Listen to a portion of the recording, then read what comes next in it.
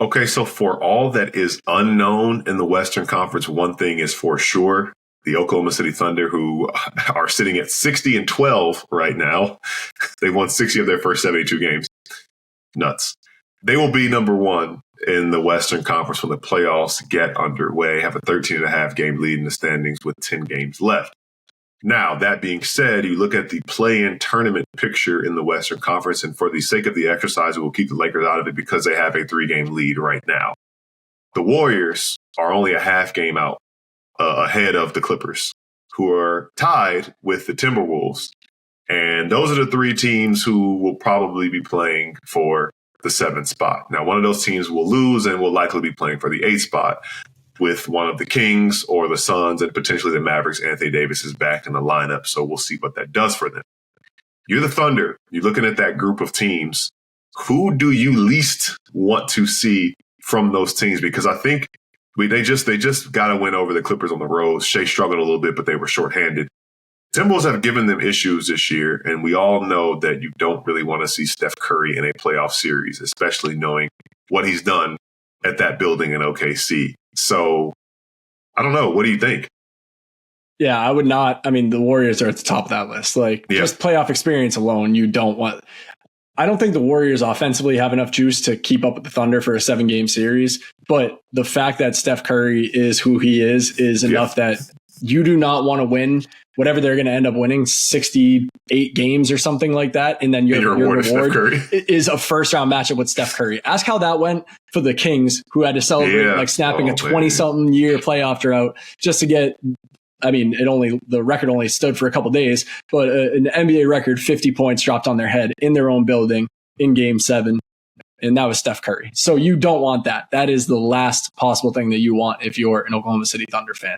Another team that I think, you said it, Minnesota's giving them trouble, but Minnesota, Minnesota is tough, but the Clippers, here we are again, and it is the end of March, and Kawhi is healthy for the moment, and the Clipper not only healthy, he's really starting to come into form. Kawhi is really starting to play well. He's starting to get his feet under him. He's starting to look like Kawhi Leonard again.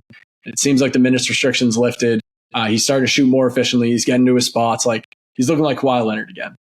And we are still a couple weeks away from the playoffs. Anything can happen in those 2 weeks. And as we've seen before as well, once the playoffs start, that doesn't necessarily mean that Kawhi is going to finish out the postseason.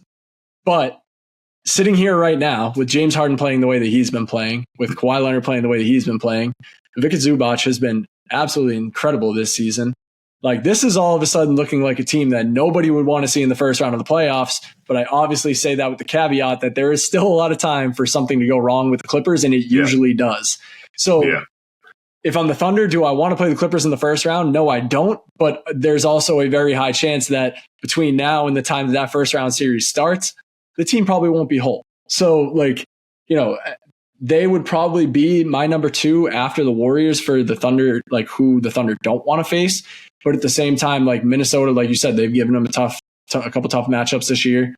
Anthony Edwards, he's obviously a dog, and he's someone that made a run last year and has proven that, he's capable of getting hot at the right time in the playoffs and going on a run. Defensively, that's a solid team. Julius Randle's starting to figure it out, and he's starting to get back into rhythm with them. So they're starting to hit their stride at the right time too. I just don't know if they're consistent enough to beat Oklahoma City 4 times in 7 games. Honestly, they're not consistent enough to beat Oklahoma 4 times in 7 games. But, if we're just talking about teams that they don't want to face, I would go Warriors 1, Clippers 2, and Timberwolves 3. Yeah, I see that with the consistency issue. I think that the Timberwolves are just going to make it hard for them. I think that would just be the thing where it's it's not going to be a fun series for them. And being in the Western Conference, it really isn't, maybe, the way the Kings have been looking, they've lost 4 straight, and they've had issues that we probably could have forecasted would be issues that they are dealing with. So if they somehow are able to win 2 games, because there's going to be the Kings, Suns, Mavericks, some shape, form, or fashion in that 9-10 spot. I think Portland is going to kind of eventually say farewell after a very valiant season that nobody probably could have forecasted seeing.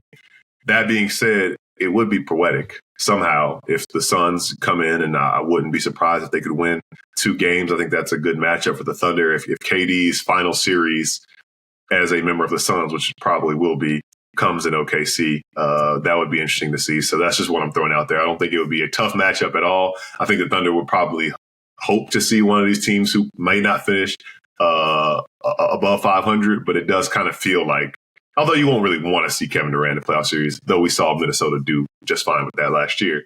But it does feel like these teams in the top 8 are the top 8 that we'll see. I don't really see anything crazy